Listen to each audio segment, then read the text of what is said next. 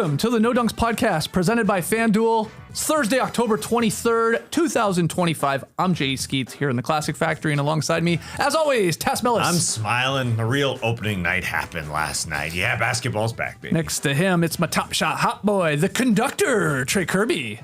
Ayo! Ayo! And over yonder, making the magic happen, super producer JD. Hello. There he is. Here we are. Hello to everybody on YouTube. Hit the like button, subscribe. Podcast listeners, 5-star ratings and reviews. Yeah, we got a whole lot to talk about today.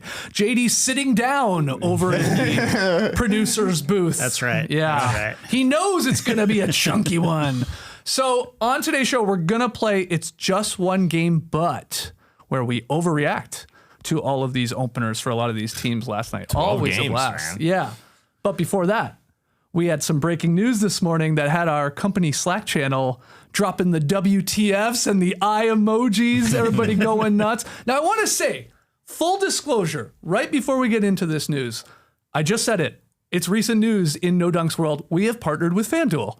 I bring that up for a couple reasons. One, they have no editorial say in our show. It's just after 10 a.m. We can say whatever the hell we want. Jizz. Okay? Interesting choice. But yeah, you're going to see FanDuel watermarks on our social content, on our thumbnails, you know, obviously when it comes to Pick'em, which we've done for 20 years.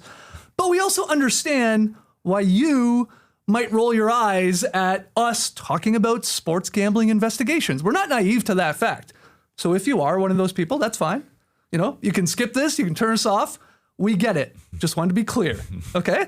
Getting ahead of it, as they say. Jizz. We can say jizz. We can say it as many times as we want after 10 a.m. Do any of those little fuckers come out of the wall? Okay? Okay. I've got him right now. You don't remember that sketch from I Think You Should Leave? Come out The of the adult wall. tour? Oh, Ghost Tour. No. I didn't see that one. Unfortunately, my dad is watching right now. He's wearing the same shirt as me, so I can't say big fat load of cum. Listen, we'll get to VJ Sorry, Dad, Edgecombe later. I love you very much. Pew. Okay. Sorry, Steve. I wanted to lighten the mood a little bit here. I thought Jizz would do the trick. Okay, so here's the news this morning. Trailblazers coach Chauncey Billups and Miami Heat guard Terry Rozier were arrested this morning as part of a pair of investigations related to illegal gambling. Damon Jones, assistant Cavs coach Damon Jones, also a part of these investigations. Here's what we know right now, because I think there's a press conference happening this very minute. Rozier was arrested today in Florida. His name has been in the news for a while now after sports books in multiple states flagged suspicious betting interest on his prop bets in a March 2023 game. What's going on here? Why all this money coming in on Terry Rozier, right? So there's that. Billups' arrest in Oregon, was made as part of a separate but related illegal gambling case linked to an illegal poker operation tied to the mafia. That's according to ABC News report. And I think Damon Jones is linked to the Billups part of all of this. That's what it seems like. Right. Yeah. So again, Terry Rozier arrested right now for a federal investigation into sports betting. Billups and Damon Jones arrested for a federal investigation into illegal poker games. I guess a la Gilbert Arenas, and he was alleged to have been a part of that. Right. That's what we know. That's all we know. Do you have anything else to add? I think we'll add plenty tomorrow on Friday's show when we do the weekly worst of the week. I'm sure that would jumble in, but let's hear what this press conference has to say. Okay. What's going on with everything, because all we know is what you just said. Yeah. And I'm not going to say every word that you just said, because that would be was inappropriate. No, the J word. The Jizz word. Can't say that word. No, but yeah, it's literally happening right now. Anything to add? I mean, I think the Chauncey Billups part of it is the bigger shocker, right? Because at least there was a Terry Rozier investigation before. I think it's a little odd that he went from under investigation to the NBA clearing him, saying that they found he wasn't violating any of their bylaws, and now he's getting arrested by the FBI. That's just odd to me. I wonder how that's happening. And then the Billups part of it, a coach is way different than a player to me, especially a guy who's literally in the Hall of Fame, Pete Rozier. Yeah. Okay. And we're going to learn a whole lot more here. But the whole Billups thing is interesting to me because you see the headlines. Hell, you see it on the screen right now. Everybody's putting Billups and Terry Rozier into the headline about this illegal gambling activity. And I think we all immediately go to, oh my God, Chauncey Billups was betting on games too because of the Terry Rozier of it all. But then we're learning, no, maybe that's not the case. Like it almost sort of sucks for him if it is just, and it's still illegal, the gambling, like poker gambling, because that's completely different in my books than a coach or a player betting on his own team or his own prop bets. Yeah, we'll see the details, but it definitely is two entirely different things. But people are calling him Chauncey Bet Slips here in the stream team.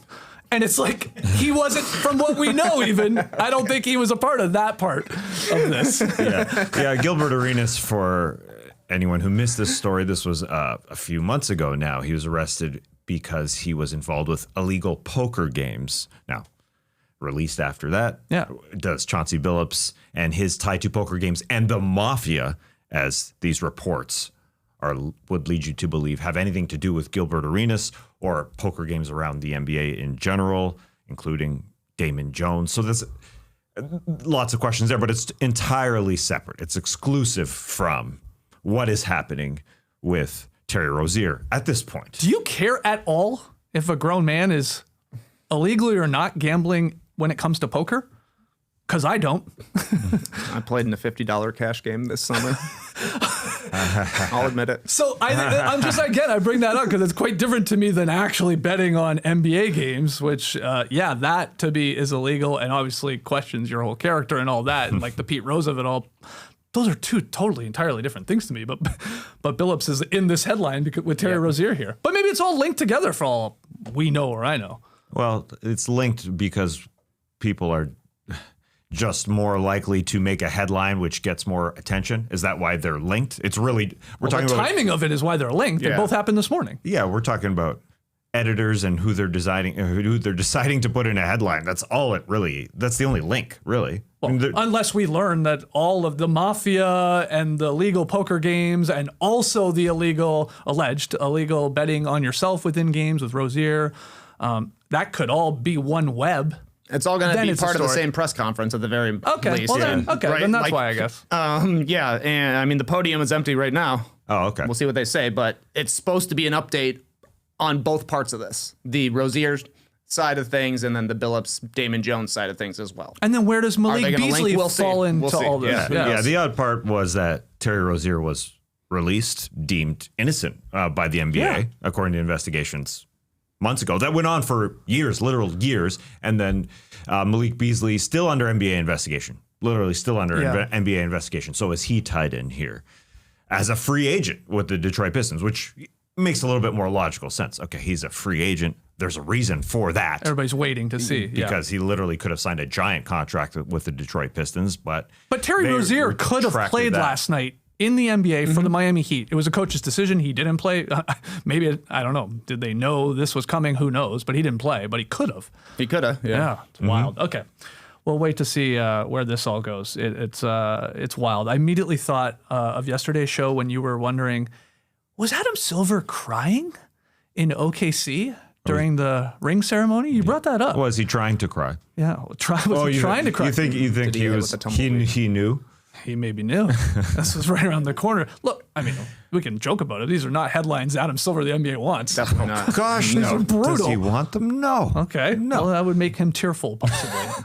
They're at the podium. All right. They're wearing jackets. We need somebody on it. Somebody in the stream team. Transcribe everything from this press conference that's going to happen. Nobody from the NBA is at this press conference, though, at the podium. So. Doesn't look like anybody I recognize. Yeah. Okay. I was going to say this isn't Joe Dumars on the case, but he works for the Pelicans now. I don't know who's in charge for the NBA investigation. I know they have their lawyers and stuff. Okay, let's get into the actual point of today's podcast, talking basketball. Yeah. It's just one game, and we're drafting this year. So opening night is for Overreactions. So that's why we're playing It's Just One Game, but we're drafting extreme takeaways after last night's 12-game slate. Apologies in advance for not getting to everything, though I think we touch on a lot of the games, but maybe not every angle or every team. It's a long season. We're just normal men. We're just innocent men. Okay, so we'll get to your teams eventually. You're claiming innocence. You never know. Cash Patel's knocking I'm going to at the start door. betting on our Thursday night games for sure, our hoops pickup games. Okay, Trey, you have the number one pick when it comes to it's just one game, but where do you want to go? It's just one game, but Victor Wembanyama is the MVP of the league. Sorry, not an overreaction. Arrest me for it if you want. 40 points, 15 boards, 1 assist, 1 steal, and a measly 3 blocks for Victor last night. You've never seen anything like this. Even prior Victor Wembanyama is not like this. He took 11 free throws last night, took 2 threes, and one of his threes that he took was the most unbelievable sequence you'll see in the NBA this year, unless he does something to top it. Volleyball spikes a Derek Lively floater. Victor had his back to Lively, turns around, smashes it straight to the ground, goes to the guard, brings it up, gives it to Victor. He brings the ball up the court, between the legs, crossover, behind the back, step back, 3-pointer, and 1. Show your kids. Show your kids. Literally show your kids. You're going to want to see this. You're going to want to see that this has happened because we're old. We haven't ever seen anything like this. No. And we'll never see not. anything like this again until there's an 8-foot tall person. And it might be him that ends up being 8 feet tall. He does look like still he's growing. He 7 looks- dunks last night. Yeah. Yeah. How many Dirk middies did he hit? No. He It was crazy. It's like he hit enough mid-range jumpers that he gets the ball on the right wing with PJ Washington guarding him, gives him a pump fake, 1 dribble, Vince Carter reverse dunk on the other side of the rim. Yeah. Incredible stuff. I felt like Ryan Ruocco was giving him new nicknames last night. At one point, he did a cool dunk, and he called him the figment of our basketball imagination. The Figment. The figment. Could that catch up? I mean, the alien is so good, but the Figment's good. I think another good nickname for him that you heard from Ruocco, good luck. Good luck stopping good. Victor Wembanyama. Who can guard him? He was Literally doing, no one. he was Never doing be this a Wemby stopper. He was doing this against Anthony Davis, who I know has fallen off a little bit maybe on the defense, but still is a good, solid defender. The Mavs have all these bigs. Like, if they can't slow him down, then you're right, Trey. It's like, what other chances do these other 25 other teams that have worse defensive centers or bigs or whatever? Like, it was like he was toying with them like they were like kids. It sure did. Right? We have entered the Victor Wembanyama era. I wasn't ready in the summer to say we're here because all the talk about kung fu and all that. Okay, great. But how about on the floor? Well, we're here. This is it. This is one of the best players of the 2000s. It's not going away. He's getting better. He's going to be one of the best players in the league for a long time because, in the first game, you can look at highlights and say, wow, reverse dunk. Wow, reverse alley-oop. Okay, he's good. But then you watch the game, and he showed everything in the deck. As you said, he's at the 3-point line and goes from the foul line extended directly into the free throw lane and kills Najee Marshall, kills whoever is on him. He can step back and hit a 3. He can just grab boards over large men like Derek Lively at some point. The guy who supposedly grew this offseason. Derek Lively's supposed to be 7'2", 7'3". He grabbed it over his head like he was a boy. And so they start the stories, like I referred to the Kung Fu.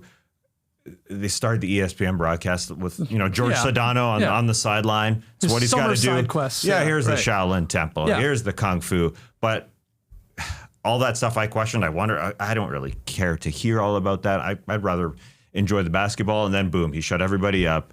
Yeah, he's the Figment. He is the next one. It's here.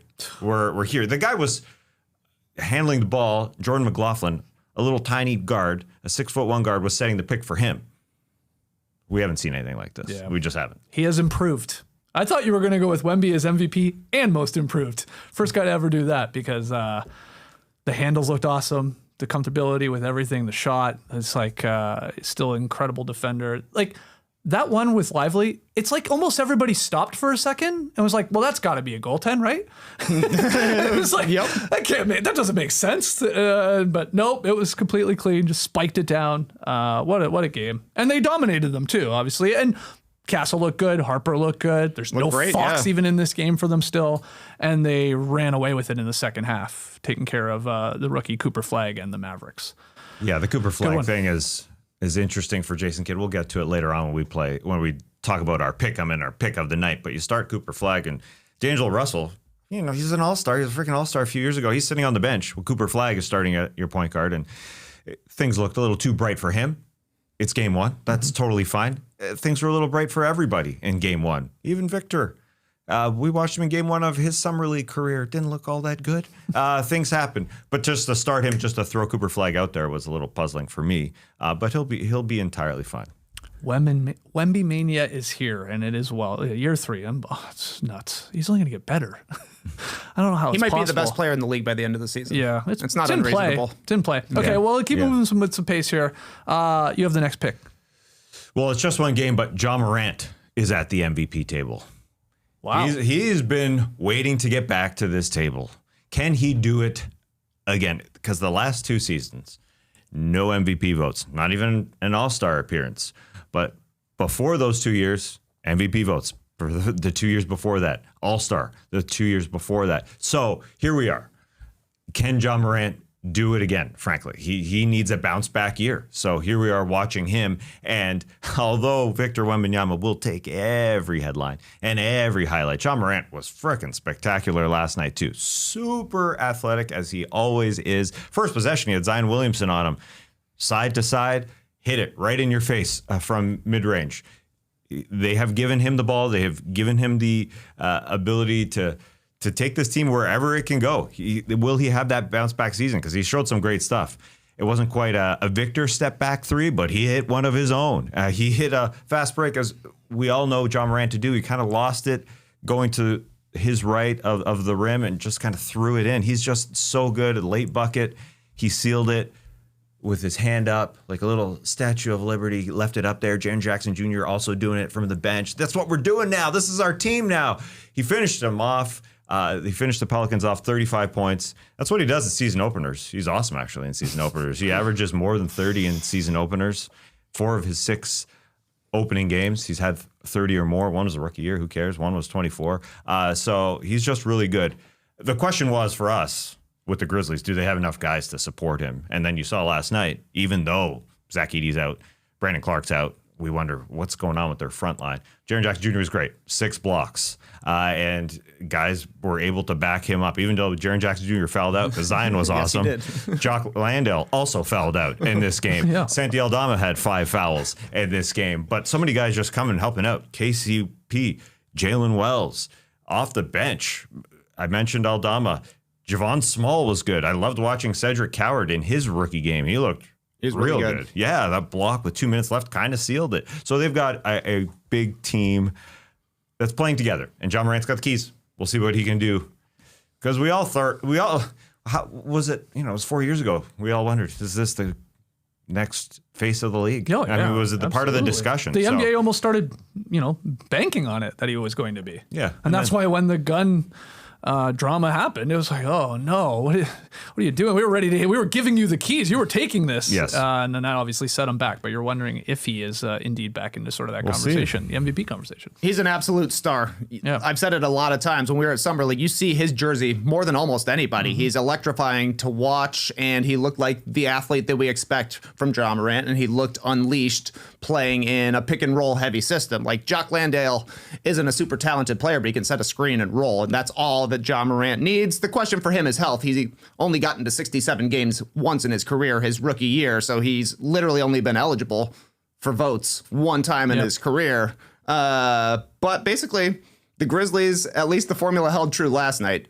If Ja plays and Jaren Jackson Jr. plays, they can win. They're a better team than the Pelicans are. So having those 2 guys healthy for the season opener, I think is huge for Memphis. They can figure out the rest because they got a lot of decent role players. Like probably their 7 through 10 are pretty interchangeable with their guys who are like 11 through 15 because Coward showed up, like you're saying. I think Aldama's a really good player. Javon Small, who is this guy? Yeah. That's what it is with the Grizzlies. They just find random dudes and they actually turn up and play pretty decently in their system. So yeah, I was happy to see Ja looking like his old self. I had no idea that our Canadian Omax Prosper was on this roster. He was like, big. What? I missed that news. He was and he good played for well them. too. Yeah, it was the one guy you didn't sort of mention there when you were going through the Grizzlies roster. Yeah, a 2-way contract literally can be sent down to the G League.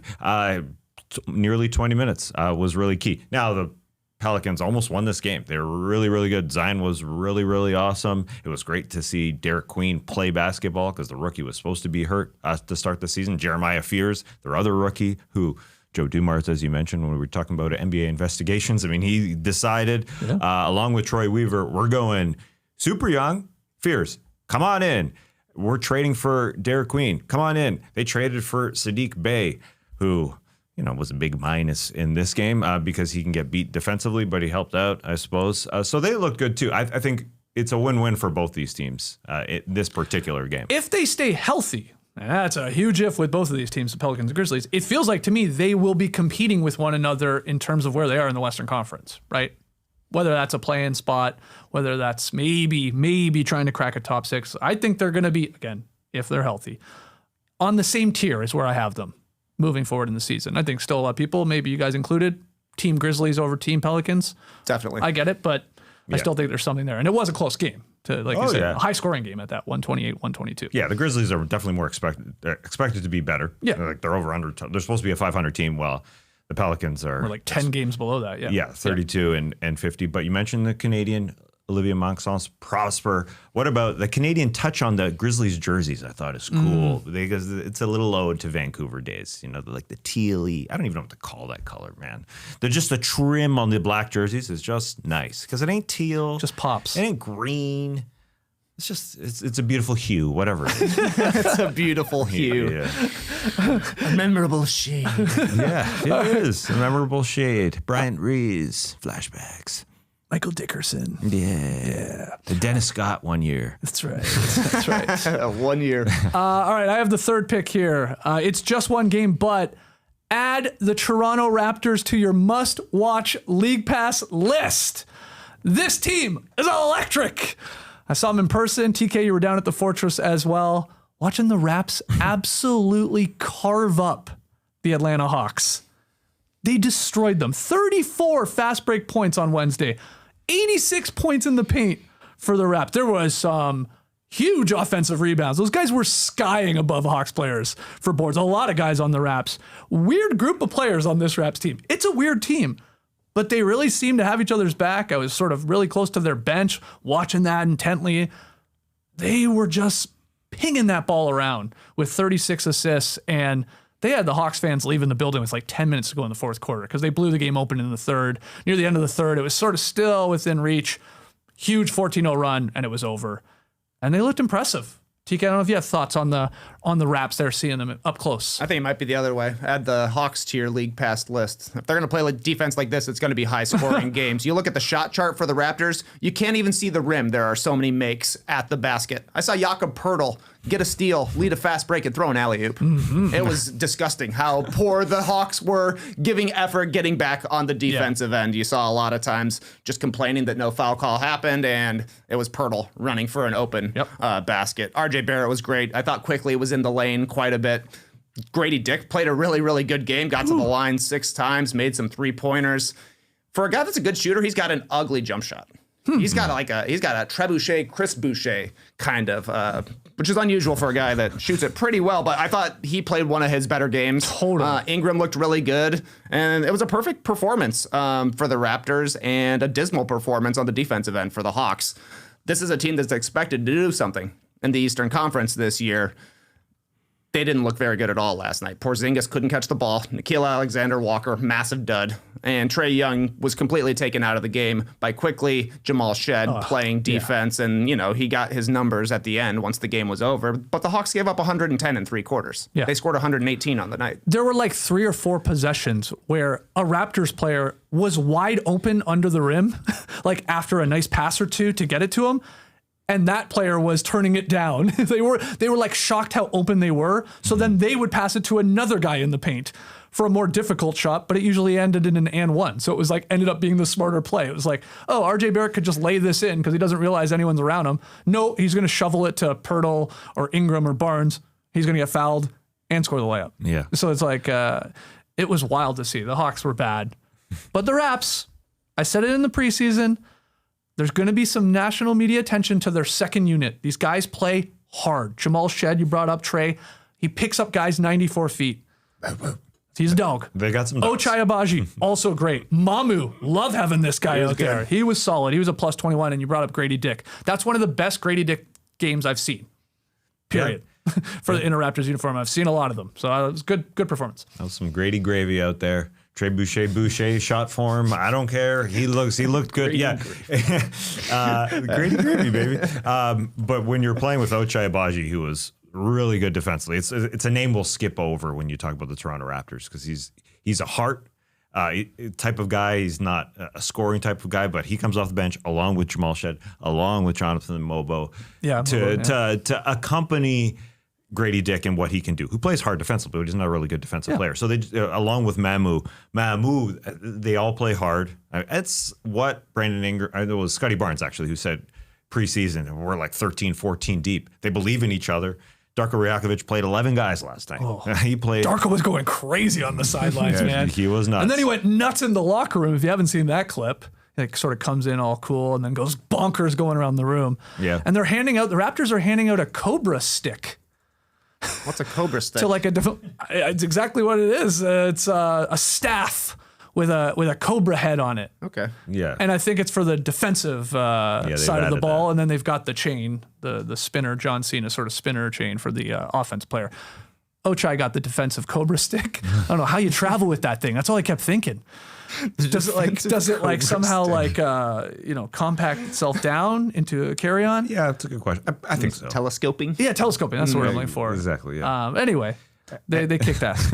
They sure did. They just moved the ball. Everybody could get into the lane. It's one of those things where you think, are these guys able to look really good and beat guys off the bounce because the other team just doesn't freaking play any defense? Or it is possible. But the scary part is last night. That's 138 points in 4 quarters on your home court in game 1. It's scary. That's scary. Yeah. The third quarter where you don't come are coming because of their defense. So there was a lot of turnovers or Trey grifting for foul shots, and it was ball loose. Raptors get it and go, like you said. But there were so many fast breaks. But the defensive transition wasn't there. And then the third quarter, after having a terrible first half on your home court, you got to come out and fight. Oh, yeah. Like regardless of anything. And this is game 1. So that is scary here. The over-under on this team was a 47.5 win team. Are they going to go 50 and 32? That's scary. Just, basketball aside, if your heart ain't there, while on the other team, they just moved it to everybody. I mean, listening to this broadcast on the Atlanta Hawks side, legend Dominique Wilkins had to clear his throat a couple times. You could hear. Now, there's a couple things. Maybe we got to find him the cough button. Maybe we got to give him a fisherman's friend, as Matt Devlin used to have. Like, what's going on? 2 big clears of his throat. Now, it's opening night for everybody. Shaking off the rust for sure. I even heard Mike Breen on the Cavs-Knicks game, which we'll get to, say Aaron George is enjoying it about the Sixers because he called Paul George Aaron George. Weird. Dominique Wilkins called him Emmanuel Quigley. There's weird stuff going on. Emmanuel Quigley. We got Alfred. That might be better than Shane Goon. Alfred Shane Goon. Quigley. There's some funny stuff. The Raptors made 6 threes. Yeah, I know. They made 6 threes. They couldn't shoot at all. Because what are the points in the paint and fast break points? They're ridiculously huge. 86, yeah, I said. 86, Points yeah, in there you go. 86. Points in the paint and the fast break points also ridiculously high. Yeah, it's 34, I think. Yeah, I don't know. You got to be excited. As Brandon Ingram interviewed after this game, Kayla Gray said 138 points. That's the most in Raptors history for an opening game. She asked, how do you feel about that? He said, well, BI is here. That's all he had to say. It was great to see him back on the floor, looking real smooth. Before we go to our next round, I do have to ask Trey Kirby whether or not you're hungry right now at 10:30 in the morning, because we had a weird bet on this game. One of the weirder bets we've ever done. Yeah. We put a hot dog on the line. Yeah. A hot dog. Because I thought it was a hot dog. You 5.5 was took the line. the Hawks. Yeah, I said the Raptors were going to win by 15, exciting. so I guess I was right. It was twice that. So I got some hot dogs for you. Great. Raw dogs. Yeah. Let's. I'm going to throw them on the table for audio effect. Now, you don't have to need them all. I just won, but we are going raw dogs. They're fully cooked, but come on. Why are hot dogs so wet, huh? I don't know. I'm going to cut into them here with these beautiful shears. Yeah, nice. I like that you had a pocket in your overalls for those. Very healthy. Cheers. Very Watch handy. the juice, bro, with your computer, man. Healthy. Yeah, that's a great point. Watch that dog juice. Watch that dog juice. I'm not looking forward to this at all. Really? No. Those are nice Nathan's Corn dog. beef franks. Yeah, that's good. I like the quality. Yeah. I like that they're skinless as well. Come on. I hadn't even thought about it possibly having skin. There's no casing on that thing? No, that's a skinless dog right here. Oh. Now be careful. Nice Oh, you one. don't put it right there. Oh, yeah. Zoom out, JD. Oh, yes. Still. Nice. Am I hungry? No, I ate a giant bowl of Wednesday cereal. Hey, don't choke on this. We don't have the carburetor or whatever that gets called. Oh, this is so bad. Really? Yeah. I don't like this at all. Nah. A cold dog. You make the bet, I think. Or Yeah, what? you're the one who made it a cold raw I know. I dog. thought it would be funnier. Yeah. So did I when I thought the Hawks were going to win. This is literally going to take me time. Okay. Well, Does Joey Chestnut eat a cold dog when they have the no. competition? No, I don't Even think so. Chestnut couldn't do this. Yeah. Yeah. Kobayashi could. He would think nothing of it. Kobayashi would take that entire, what is that, 12 dogs. And It just go, tastes even more like a hot dog than I was expecting. I don't know why. Interesting. we're learning a lot of things here about This is all I want to eat. I want to be a Lee Ellis and like take like a. It looks awesome. This is way better than you eating a normal hot dog. Yeah, but you just said it tasted like a normal hot dog. I'm surprised you hate it so much. I thought you hated it because it tastes like a cold, wet I think dog. it's wet. Yeah, it's the wetness. The coldness of it is helping it all. Oh, okay. Who knew? This would be maybe our so best gross. payoff. This is so gross. All right. Oh, yeah. Gross. I'm gonna finish it. Okay, I believe you will. We got lots of pot Yeah, left. this is gonna be long. Great dedication. Can we go to you for our next round, Trey, while you talk about your team? It's just one game. But the Bulls are back. The Bulls are back. Did they blow a 23-point lead last night? Absolutely they did. Spit dog on my own thumb. Did they also win their season opener for the first time in 3 years? You know it. Did the Montes Buzelis All-Star campaign start last night? Absolutely. Nice. 21 points, 6 boards, 3 blocks, 3 dunks for little Boozy Vert last night. You can tell he worked on his left hand. He had 3 drives, I think, where he finished lefty. Had a couple of like little flippity scoop shots that were really nice. Vooch, he's in audition mode right now. He was the MVP for the Bulls last night. 28 points, 14 boards, 4 3-pointers. He had 8 points in the fourth quarter, and a lot of them were as the Pistons were making their comeback, getting the game close, even tying it eventually. Just finding Vooch for a little push shot, knocking him down. He's got good touch. Played really well last season, shot 40% from 3. I think that was a career high. Looked absolutely washed in the preseason. Played great in this one. He said, whoever remembers the preseason anyways. Afterwards. He's like, I ain't trying that not hard. wrong. Josh Giddey also pretty solid. Now that I'm talking, it's not as bad. All right. Yeah. 19 points, 5 boards, 11 assists. Then you swallow. Still bad. And a couple of nice extra passes late, including finding Vooch for his little push shot. But almost threw it away at the end. He missed 2 free throws late in this one, the last 34 seconds. Almost turned the ball over when Cade Cunningham came and stripped him, but review it. They say off Cade's finger. He started rolling in his eyes. Sorry, buddy. That's why we have cameras. Cade was pretty good, though. 23 points, 7 rebounds, 10 assists. I didn't think the starters, though, were very good at all for Detroit last night. Cade made a bunch of tough shots in the fourth quarter, but you could really feel the absence of Malik Beasley's space because Duncan Robinson wasn't shooting the ball all that well. And definitely a lot on Cade's shoulders with Jaden Ivey being out with injury, Dennis Schroeder departing over the offseason. So I think it's going to be a work in progress for the offensive side of things for the Pistons going forward. But Ron Holland looked really, really good. He changed the game, I thought, in the third quarter with his athleticism. Finished with 19 points, 4 boards, 3 assists, a couple of steals, and a block. Going against his G League Ignite teammate, Montes Buzelis. All right. Makes you think, why'd they cancel the G League? These two guys are good. Yeah. Jalen Green got paid $100 million. Yeah, it was working for some guys. Yeah, basically Scoot Henderson had one down year at the beginning of his career, and they're like, I don't know if we should be doing this, but these guys are good. So I was impressed. The Bulls pulled off a win. It wasn't super inspiring after the comeback, but, you know, building the lead was cool. Yeah. Well, man, probably one of the weirder games from last night. I'm sitting in the Fortress at the Hawks-Raptors game, and, you know, you're looking up to see the scores of the other games. At one point, I'm with my buddy Grish, who is a Pistons fan. We're like, He's like, oh, Detroit's getting beat. I'm like, oh, okay, Bulls are up.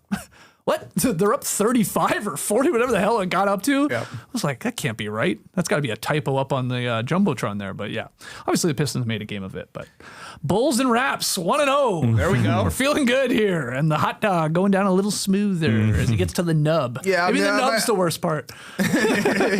Well, I'm just so glad it's skinless. But I think maybe my my taste buds are getting accustomed to it. I think it was the overwhelming salt bomb when I first bit into it. Yeah, it's sure. salty and smoky. Yeah, and it is early here too. I think that I feel like it wouldn't be as bad at 4 o'clock in the afternoon, sunshine outside, maybe a spindrift in your hand. I think a raw dog goes down a little easier. You know? Probably so. I just did an ad read for Beef Frank's Nathan's. You're saying it's more of a dinner food. Like you recently said that you would never have sushi at lunch. Isn't that what you said? I said that. Yeah, you said you've never had sushi. Saying that. You've never had sushi lunch before. It's a dinner food. I said that? Yeah, you had sushi for the first time. It sounds like something I would have said. So I believe you, but I don't remember. Anyways, Bulls are back. it would be nice for Kate to have more ball handling help. There's no doubt about that. This team turned it around last year when Dennis Schroeder got there. They had a ball handler. Yeah. Yesterday he took 24 shots. That's a lot of shots. The next highest Detroit Piston was 14.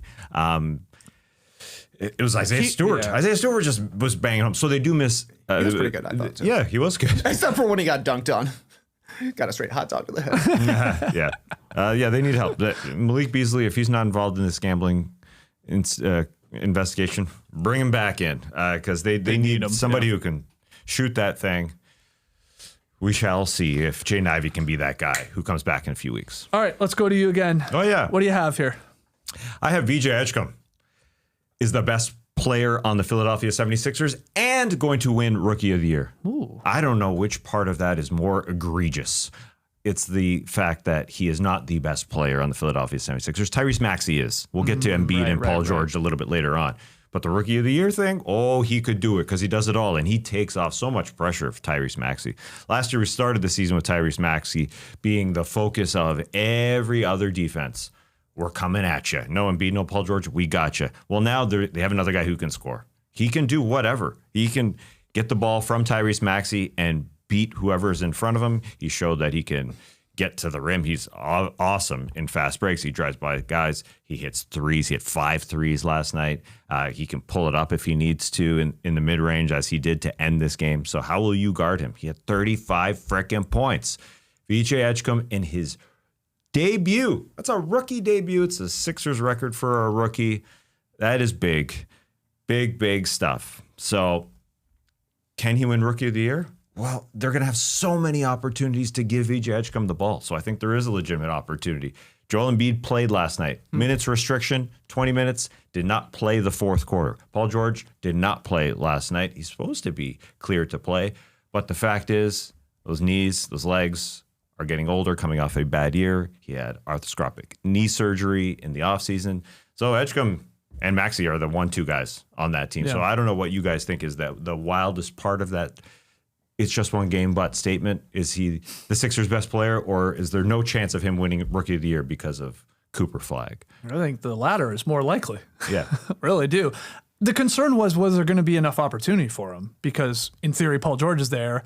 Jared McCain, who was the front runner for Rookie of the Year last year before he got injured, was going to be there. But you take those guys out, Nurse slots them in here, and it's going to get to the point where you can't take him out. Like he's too good. He's such an athletic freak.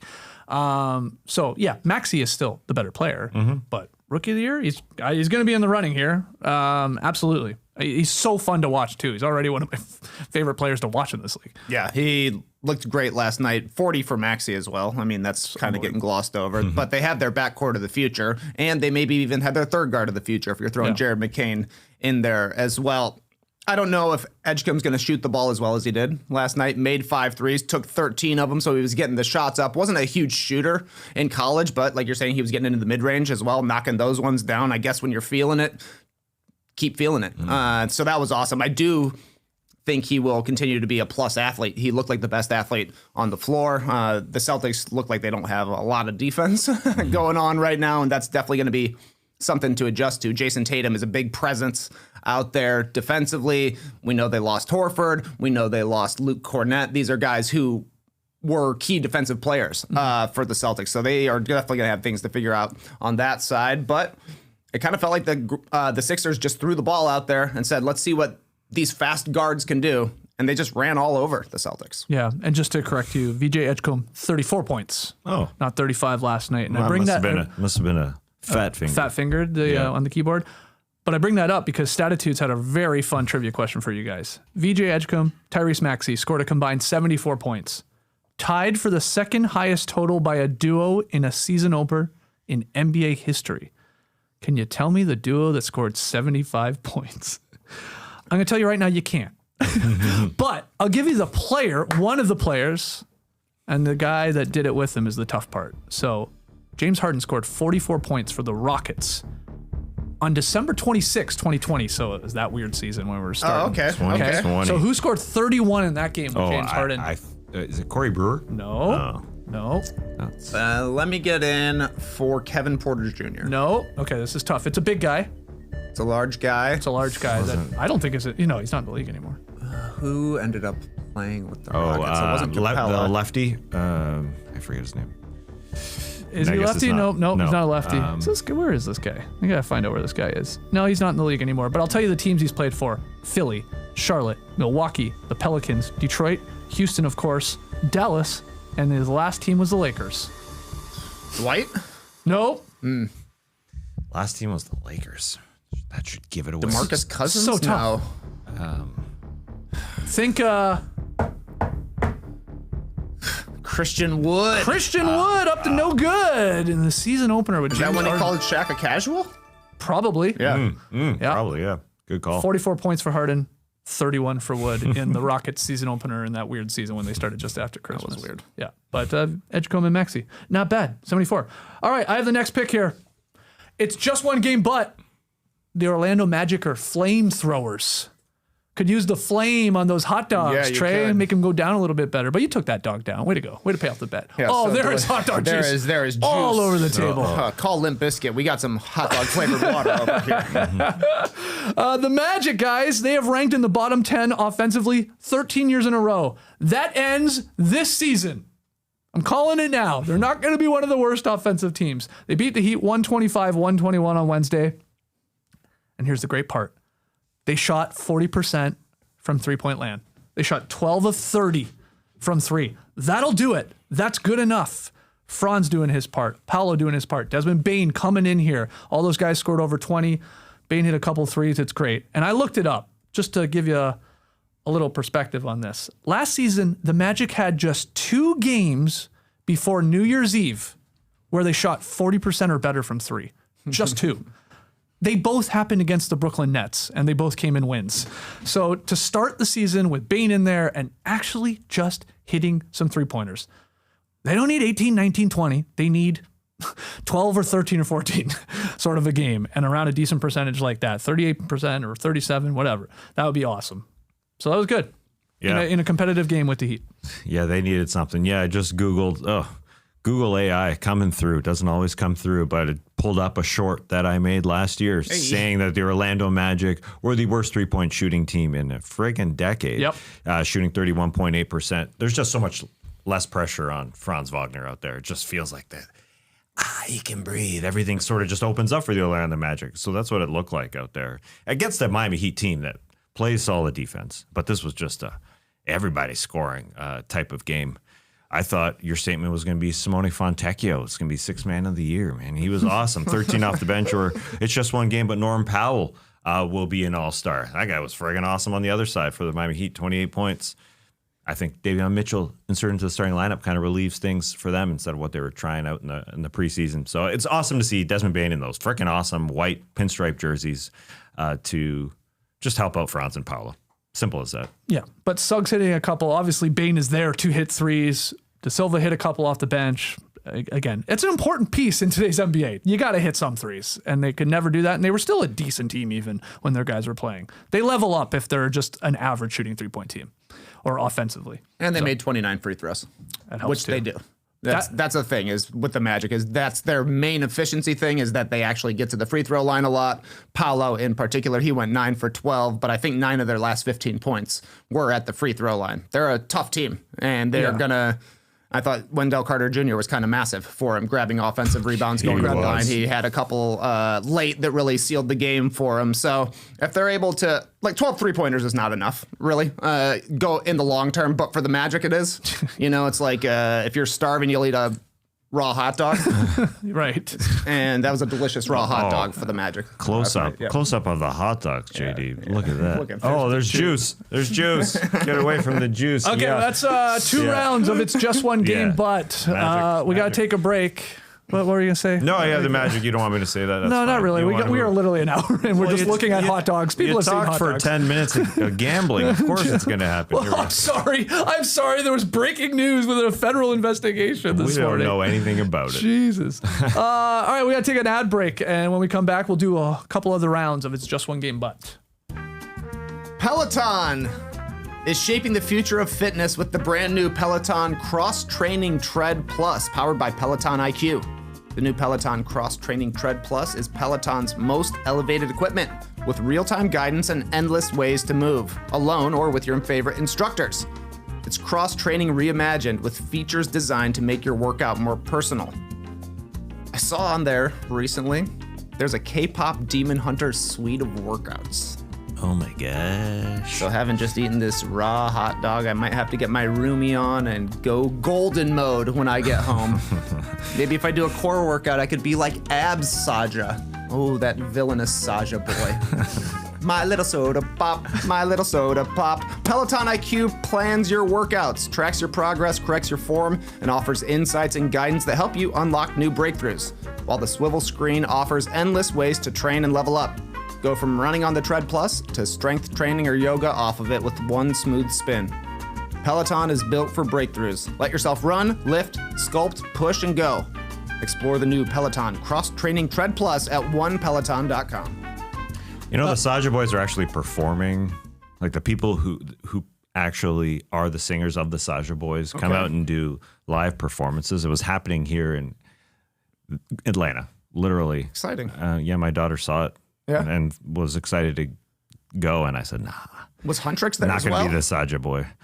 You guys are talking in code right now to me. I know what you're talking about, but also have no idea what you're actually saying. These are all characters, I guess. Oh, yeah. So, the Huntrix are the K-pop Demon Hunters, and they're trying to track down the Saja boys who come and steal their sunshine, if we're being quite honest. They came in, Huntrix was on top of the world. Until the Saja Boys came out. They're showing their abs. They're doing their dance moves. They're singing New Kids on the Block songs, They're not singing Len? No, they're not singing Len. They should be. They're stealing Sunshine. Len. They're writing brand new songs. And guess what? The songs are better than you would think. But they're good. Huntrix knows there's something wrong with them. So they got to hunt down those demons and turn the Saja Boys good. Okay. Got lots of abs. More abs than Benson Boone, I'd say. I also want to apologize for rushing to get off the hot dogs to the ad read. We got to talk about gambling. That's okay. No, that's look, okay. Devin here in the stream team says, Skeets, you don't know your fan base if you think we aren't loving close-ups of a pack of raw dogs. I'm sorry, Devin. You're right. I just knew we were running long, and we had seen the hot dogs a couple times by now.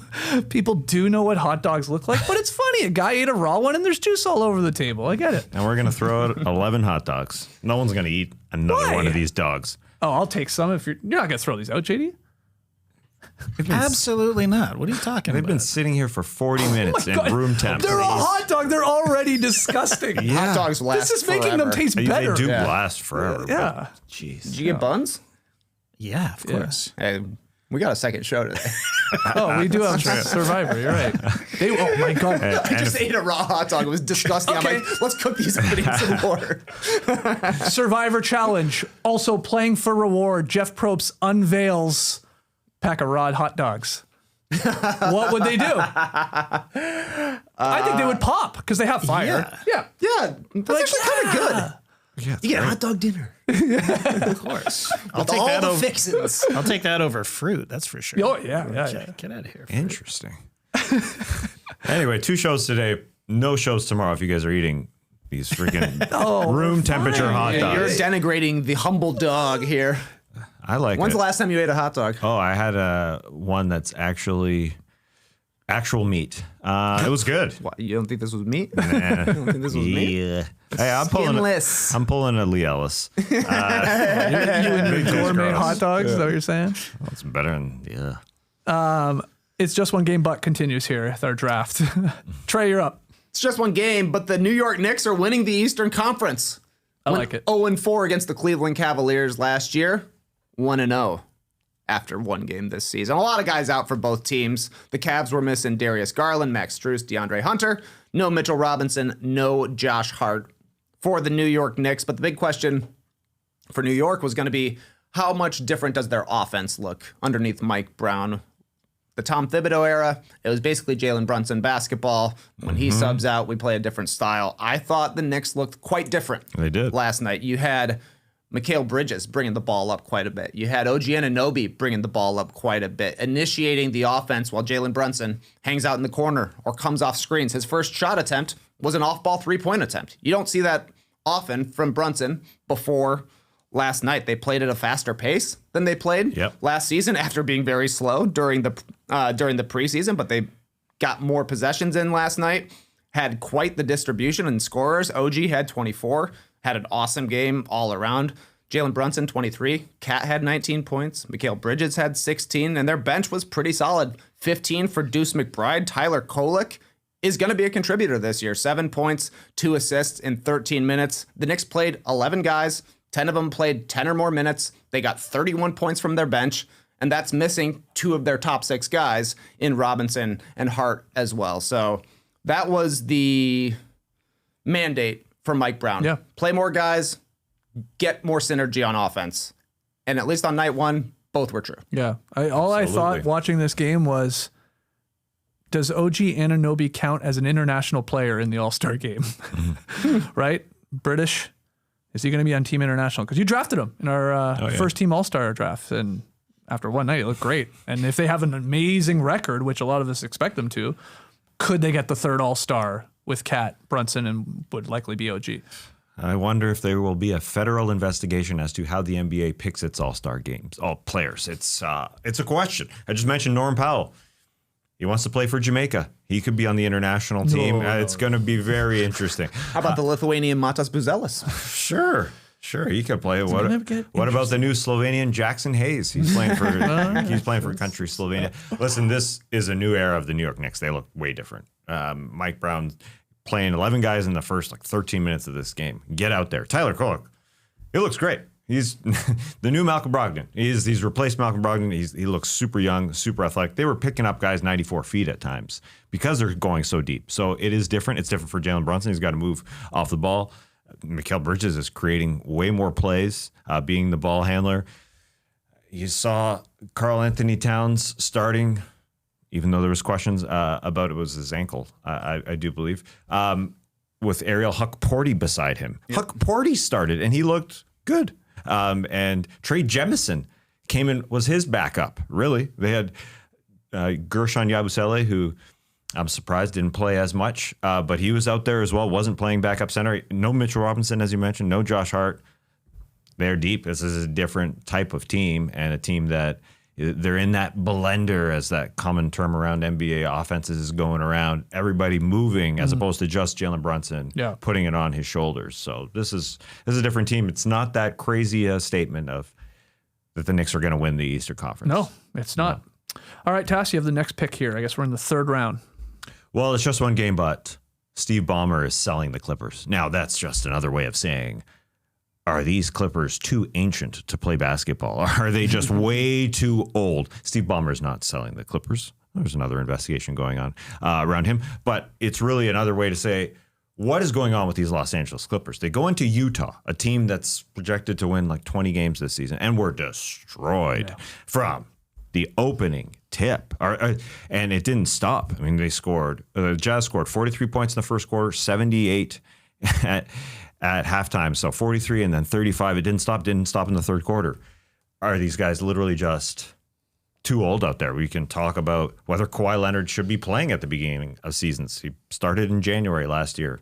had a great season because they pushed him back. We can talk about Bradley Beal playing in the starting lineup over Chris Dunn because last year the Clippers had Chris Dunn as the guy who stopped penetration, was out there, and this team just lacked athleticism last night. They got put in the blender. No disrespect to what Will Hardy has done because we should talk about that because the Utah Jazz were going deep. This team that's definitely not expected to do good was tearing apart the Los Angeles Clippers. I mean, it literally didn't start. It didn't stop. So, you can watch a game and say, okay, 43-19 after 1Q. All right, we'll see what the Clippers can do. But I just wondered, is this team way too old?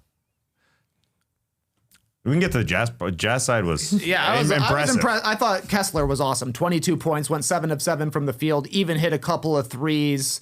4 blocks as well. Like this was a guy that everybody was trying to steal, and the Jazz said we're not going to come to an extension with him before the start of the season. So he's kind of betting on himself, and he looked like a cornerstone kind of piece for him at least last night. Bryce Sensabaugh was getting buckets all preseason. The question comes, can you do it when it's against a real team, especially a team like the Clippers, who should be a decent defensive team in the long term. Yep.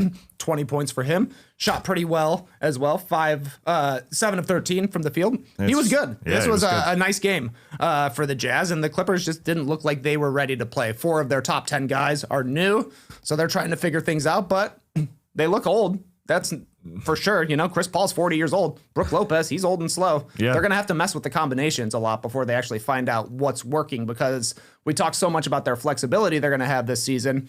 That's true, but it also means you have to mess around a lot to figure out what the perfect mix is. Yeah. I bring up Bradley Beal because he has been injured for recent years. His body doesn't look like it's all that great every single year. Now he's trying out there, but there's something to say about having Chris Dunn in there to bring up the defensive effort on that side.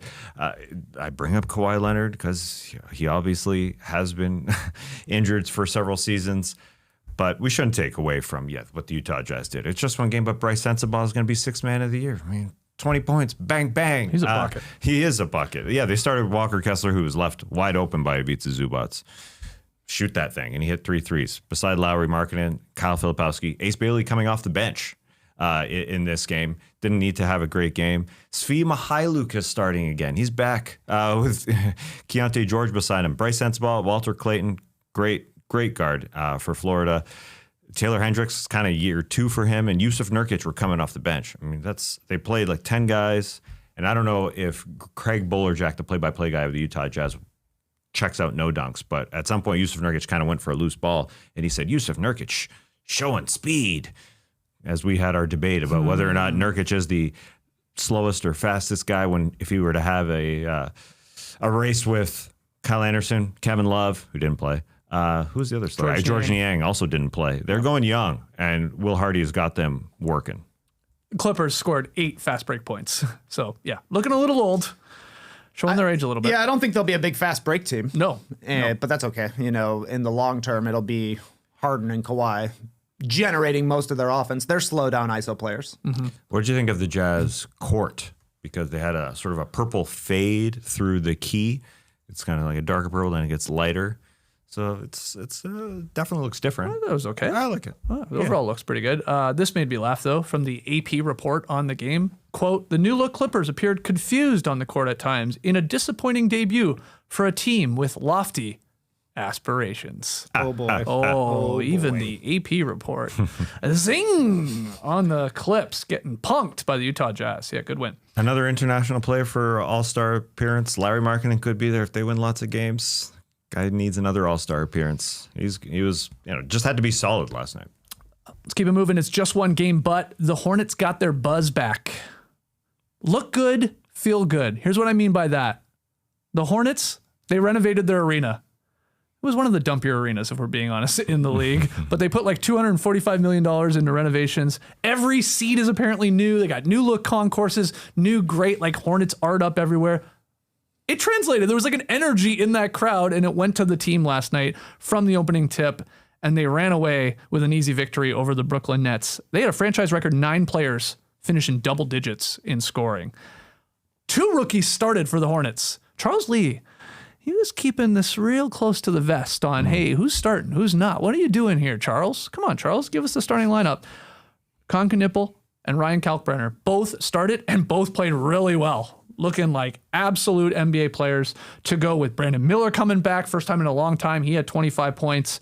Obviously, LaMelo got his too, and just everybody contributed. 53% from the field, 47% from deep. It was fun to see like energy in the Charlotte Hornets arena there last night in the Spectrum with a packed crowd and a team playing hard and everybody contributing. So, maybe the Hornets are going to remove themselves from any conversation of like the worst of the worst in the league this year, and they're like a tier, maybe even more above that. That'd be great for their fan base. Yeah, I think it would be awesome if they could challenge for a play-in spot. I think that's, probably the peak for the Hornets this year, but they're definitely better than a team like the Nets, who look completely out of sorts, look like a team that drafted 5 rookies and their best player is Michael Porter Jr. So I thought the result was kind of as expected. Yep. Yeah, 2 guys showing heart, though. Kalkbrenner and Knippel are there for a reason, inserted into the lineup to play hard beside LaMelo and Brandon Miller and Miles Bridges. They showed heart. I had flashes of the Hornets last year they looked so different. They played hard yesterday. Last year they did not at all. Watching the Brooklyn Nets is where I had those flashes because the Brooklyn Nets just weren't playing defense, so it's hard to put a lot into this game. But it ain't the big dumper anymore. You called it was a dump in Charlotte last year. Great. No. I know. But I just want to tie in Cal Rowley's nickname. It used the Hornets stadium. It was not the same. It just wasn't that great, I should say. It's a bit of a dumper. Hey, I mean, we're joking about it, but you see this a lot of times, like an old arena, an old baseball stadium. You throw some renovations in it, it gives it a little new life to the crowd, and it can sort of translate to the players. The Jays did it. Jays are in the World Series now. They did a bunch of renovations on the crappy-ass Sky Dome. People are loving it. Oh, they got all this stuff now. It actually looks like a more modern arena or stadium. The Hawks did it not too long ago, a couple of years ago, and that was right around the time that they were starting to have some success. That's right, man. So there's something to it. Yeah, I will say part of it is just the Brooklyn Nets looking. Oh no, they're disgusting. garbage. Yeah, they're bad. I think clearly they're going to be the worst team in the Eastern Conference. I know we've debated them or the Wizards. Do we have our teams in the Nut Dust Bowl? Can someone remind me? Did we select them? Well, that's how we did it that one show. Yeah, we did. I don't have the Jazz. I have the Jazz. I think the Jazz. They got a win last night. I know it's good. Big dub. And then you guys had what? The Wizards and Nets. Wizards and Nets. Right. I don't know who the hell had the Nets. We'll have to go check the tape. I don't remember. I just remember saying I don't want the Jazz. I had them last year. Yeah. I remember I got left over with the Jazz, and I was like, oh boy, but looked great last night. All right, one more round to this. Why not? Trey, what do you got? I got you, Levi Austin. I see you watching here in the stream team. He said, Ant should have been drafted in the first round, and now he's dropping. Put some respect on the best American hooper. I will. It's just one game. But Anthony Edwards can't be guarded. 41 last night, 7 rebounds, 1 assist. Who needs passing? 5 threes, and 8 of 8 at the free throw line for Anthony Edwards. He was mostly guarded by Toumani Camara and Drew Holiday. Toumani Camara is a reigning all-defense player. Drew Holiday, a longtime all-defense player. At one point, he broke Jeremy Grant's ankle on a three-pointer. I rewound it. He did trip him a little bit. So on the next time down, he had Toumani Camara on him, and he broke his ankles instead. Had him stumbling back as he hit a step back that was really the dagger against the Trailblazers. Saw a little bit of the postgame that he talked about watching Michael Jordan, watching Kobe Bryant. Did a little bit of that, but I thought his in-between game in general was pretty solid last night. Dante DiVincenzo also moved into the starting lineup as the point guard for Mike Conley. I don't think it went all that well. 6 turnovers for DiVincenzo to only 2 assists. He scored 7 points. I wonder how long that experiment lasts, just because Conley is a good distributor. You know, I think DiVincenzo can be a good playmaker. Ant can be a good playmaker. Julius Randle can be a good playmaker. But being a playmaker isn't the same as being a point guard. There's something to getting everybody involved on the team. This was more Ant just going next level and looking like a guy who could lead the league in scoring. When you think of the type of player he is, he seems like a guy that should get a scoring title at some point in his career. So I think being able to get to the line 8 times and, you know, still be chucking up the threes. He got 10 attempts up, made 5 of them. That's a good recipe. Now, there are a lot of high point totals in the league right now, so it's tough. But, I mean, 41 is a good start. It doesn't have him atop the leaderboard, but I think at the end of the year, he's probably top 5, and I wouldn't be surprised if he's in the mix for being number 1. Yeah, I agree. I do agree also that Dante DiVincenzo isn't going to start as the air quotes point guard. He had a 6-game stretch last year where they tried it out, where he started. Then he was injured, and so maybe that's the reason why he went back to the bench, but it doesn't feel like that's going to happen. But they're trying something other than Mike Conley, I suppose. But that's not DiVincenzo's forte, really. We saw it. I thought he should be off the bench, trying it out with TJ Shannon and Rob Dillingham to see if that works, because he can easily be a 6-man of the year, and that was my pick for 6-man of the year. But is Conley just too old? It feels even older watching him come off the bench and play 13 minutes. That's a good point. He's more youthful when he's starting. Yeah, you're playing with amazing players. Maybe. So it was different. Yeah, Ant was special though, man. Yeah, I love that game. The shot that sort of iced the game was like, oh yeah, here we go. Let's go. This is good. So Anthony Edwards, yeah, definitely sitting at the MVP table after one night of basketball. No minutes though for Dillingham. I think that was kind of weird. They played Bones Highland 8 minutes. He got the second guard spot off the bench, and I was like, how is he a different player really than Rob Dillingham? And Dillingham's the guy that you traded a future first-round pick from. You need to see what you got in Dillingham. I don't think Bones is going to be there as a long-term piece. So that was kind of curious to me, but it's just one game. It's just one game. Final one for you. Oh, yeah. Giannis Antetokounmpo is playing his last season in the NBA. Holy. Listen, this is breaking news. Yeah, we're here in Milwaukee. Opening night. A city where a guy has given 12 years of his blood to win a championship for this city, the first one in 50 years on opening night. And the referees called a 10-second free throw violation on Giannis Antetokounmpo on opening night. You can scrap that call. What a waste of time for Giannis Antetokounmpo. Now, this is what a waste of 10 seconds. Yeah, he's wasting our time. Yeah, I should call it every time on him. Oh, come on. There's lots of stuff to look at during the free throw. There's some trash talk. You are turning into Lee Ellis. Because I like free throws. You like gourmet hot dogs and free throws. No, I don't like disgusting hot dogs is what I don't like. I'm not a big hot dog fan in general. Casing? No, thanks. Anyway. These ones are skinless.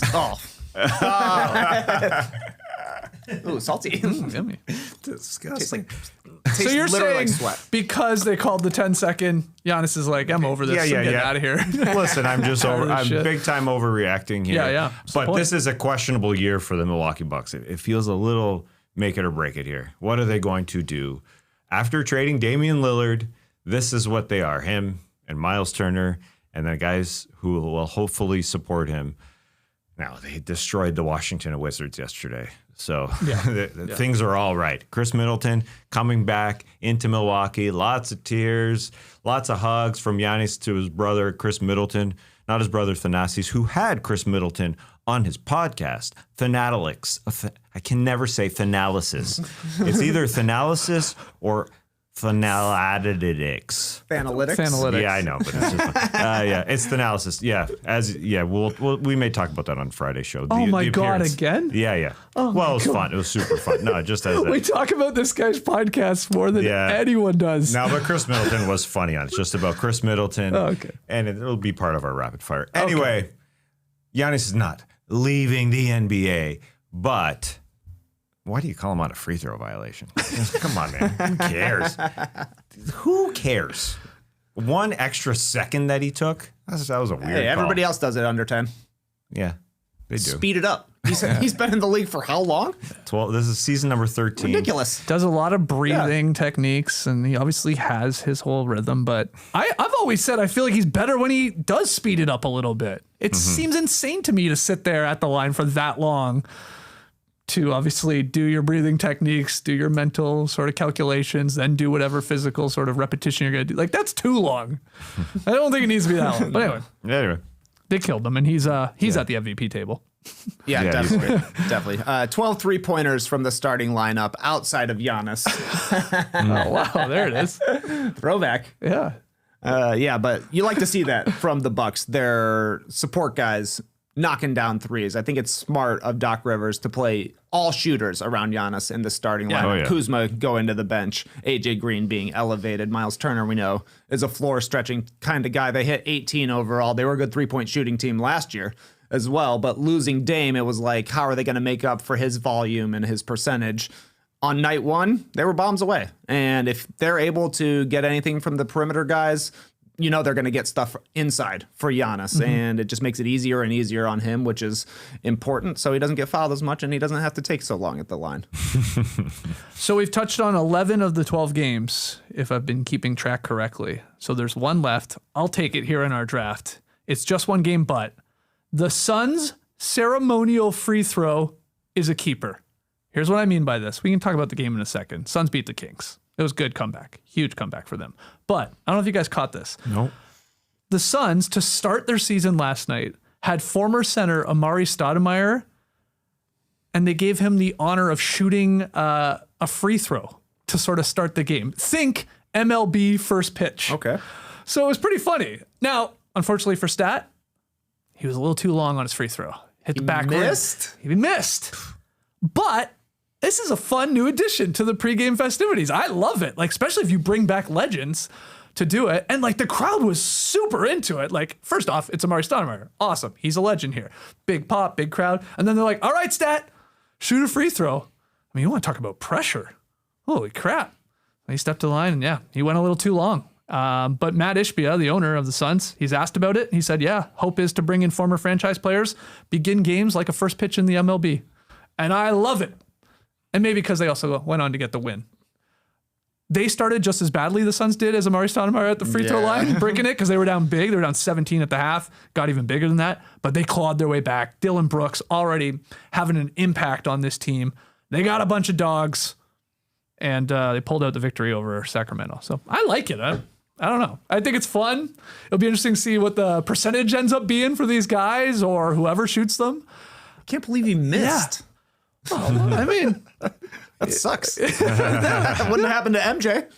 Would not. That was in honor of MJ. Yeah, maybe. How can you not think of anything I like else? it. I like this. You know who didn't miss free throws? Dylan Brooks.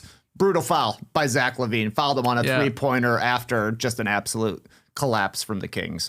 They were looking pretty sweet through the first half of this game, even into the fourth quarter. I thought they were playing okay. Zach and DeMar were doing their thing, but it just doesn't add up. No. Sacramento, you're saying? Yeah. No, I mean Zach and DeMar playing together. It just doesn't add up. And we've seen it a lot. Right. And they find ways to lose games that they should win because every possession is impossible, just with DeRozan pump faking it away. Yeah. Now, how many threes did Zach LaVine take last night? He took a ton. I think he shot 2 of 15 or something insane. 2 of 10. Oh, okay. Yeah. No, okay, not 15. 2 of 10. A little more reasonable. Yeah. The next thing that the Sacramento Kings should have for their next game should just be a Zach LaVine shooting a free throw before the game. I mean, forget about what this roster is. I do like the idea of a free throw before a game. Yeah, so okay. Adam Silver absolutely loves it. He adores it. I think it's sort of honorary. It's ceremonial. He's like, just don't bet on this. Yeah, please don't. Whatever you do. We're learning a whole lot more about that investigation too going on. We're going to get into it, I think, on tomorrow's show. But Why not? I guess these poker games were rigged. And they're bringing people in. Yeah, so that's the Billups part of it. I think Damon Jones, again, back to him. They're saying he allegedly provided inside information about NBA games to co-defendants who used it to play sports bets. Maybe that's how and why this is all tied into one headline. We'll have to unpack this a little bit more on tomorrow's Drop podcast. But yeah, not a good look here for the NBA. Not great. After the basketball was quite fun, a lot of these games, and huge performances from MVP guys or rookies or so on. And we tried our best to recap most of them. Yeah, what I'm thinking, like, Shea had an awesome first game. Giannis had an awesome first game. Wemby had an awesome first game. Ja Morant, Zion Williamson. The list goes on and on. We haven't even seen Jokic play. All of the stars are showing up so far. I mean, Luka did have a monster game. Yeah, Luka, loss. Yeah, totally. Yep. Yeah. I wanted to start this show just addressing that the NBA is back. Congratulations to the NBA. It's better than ever. And then boom, boom, boom. At 6 a.m., 2 men in the NBA are arrested. And 3, I guess. Well, Damon Jones, yes, correct. Sorry, he's overlooked. Unfortunately. But yeah, that was unfortunate because the league just feels like it is it's at its height in terms of play. It was great. Night number 2. That was a great point you just said, that we haven't seen Jokic play yet. I sort of didn't even realize that. Who else haven't we seen then? There must be one other Indiana, team. I don't think it's played yet. Indiana. 2 teams, yeah. That's it? Yep. Yep. Okay. Well, they're playing tonight. We'll be back tomorrow with the Drop Podcast. But let's get to tonight's Pick'em game. Tass, you're down 0-2. Yeah. So you're in a bit of a hole here because it's a short month. Short month, troll man. Gonna keep digging. I'm gonna keep That's how you digging. get under things. I picked the Lakers at home to Minnesota, and I knew you guys weren't on the Lakers No, bandwagon. I am out on the Lakers. I feel far more comfortable taking the Lakers. Minnesota going in there on a back-to-back. True. The Lakers have a 2.5 point that they can play with here. They can lose by 2 and still cover. So I got the Lakers. You guys have the Wolves. But I could be down 3 games. So here we are. Again, I picked this is what happened the first night. I took the Lakers. Yeah. And you guys were right. Took the Warriors, yep. Yeah, and taking the Warriors. Last night, But- you took the Mavs. We took the Spurs. Yep. The Lakers had a great practice yesterday. Let me tell you. They will be ready. Wow, you got intel on that? Yep. I use the internet. Damn. Yeah.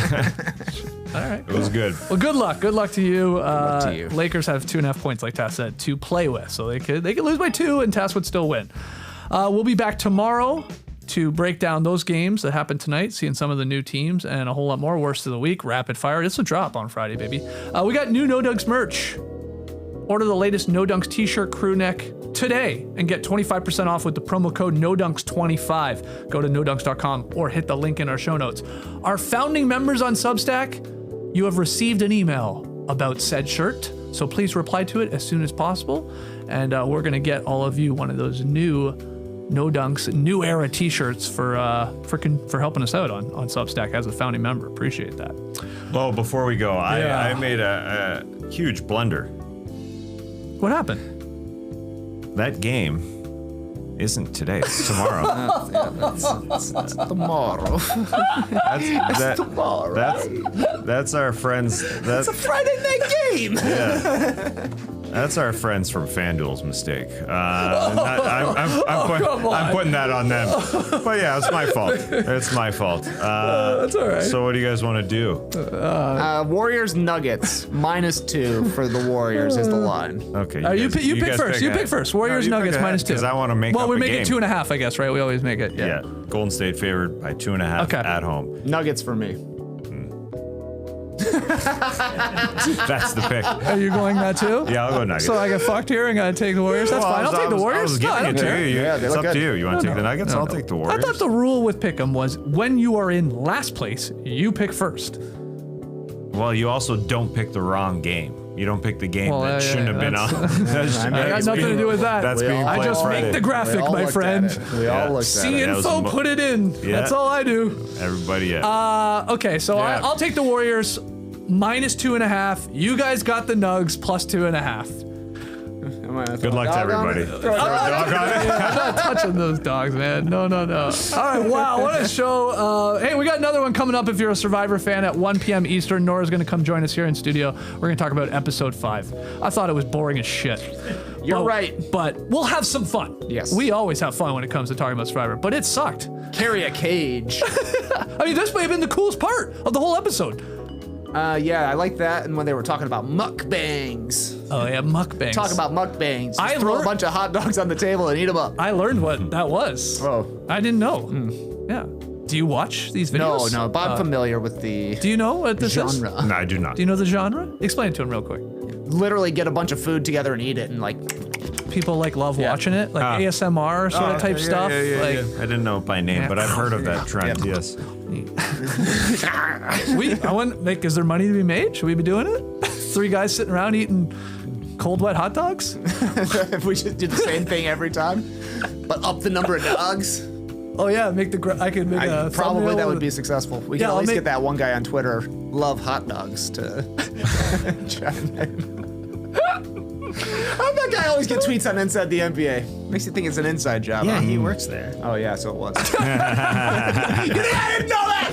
Do you think think Kobayashi or Joey Chestnut like reached out to him to get that handle? 100%. Yeah, 100%. That's a good handle for a competitive eater. Is it just eat hot dogs or I eat hot dogs? There's great an I. question. There's an I. I thought it was I love hot dogs, or it's I eat. There's an I. Yeah.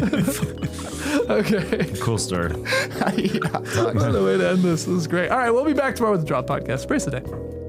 No Clipper Bros. Okay. Oh yeah, no Clipper Bros. The music's been going for so long. I know. Yeah, let's see the Clipper Bros. It was a long night. Yeah. This You guy heard it eats here hot first. dogs. Have a great time. Turn up. Love you guys. Hot Awesome. dogs. Embrace the day, people.